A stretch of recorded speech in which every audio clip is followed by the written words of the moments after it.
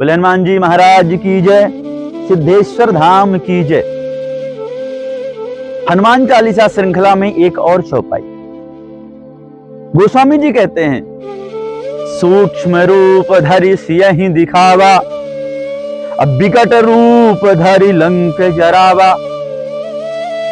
हनुमान जी महाराज जब लंका गए तो बिल्कुल छोटे से बन करके गए, मशक समान। भाव यह है, जब भी हम भगवान का कोई कार्य करने के लिए जाएं, भक्ति के यहां प्रवेश करने के लिए जाएं, भक्ति से मिलने के लिए जाएं, तो हमें बिल्कुल छोटा बन जाना चाहिए।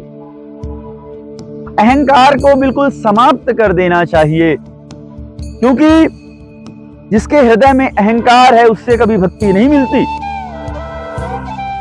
इसलिए भक्ति के पास सदैव छोटा बन करके जाना चाहिए, माता के पास सदैव छोटा बन करके जाना चाहिए।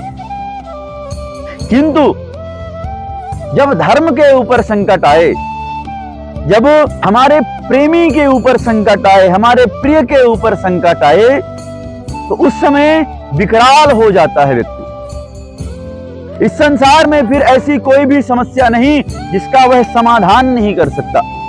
और हमारे हनुमान जी महाराज तो हैं ही संकट मोचन। और राम काज था, इसलिए परम विकराल हो करके कनक भूधराकार शरीरा, समर भयंकर अति बलवीरा, परम बलवान हो करके हनुमान जी महाराज ने लंका जलाई।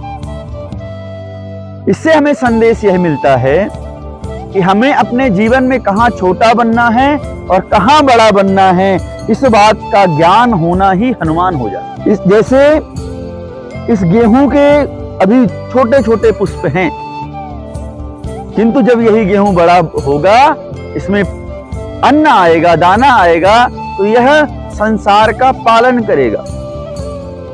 इसी तरह कभी कभी छोटा दिख जाना भी श्रेष्ठ होता है, फिर वही बड़ा होकर के संसार का पालन करता है, सृजन करता है। इसलिए हम सभी को हनुमान जी महाराज से पावन शिक्षा लेनी चाहिए, क्योंकि बुद्धिमताम वरिष्ठम, बुद्धिमानों में श्रेष्ठ हैं वो।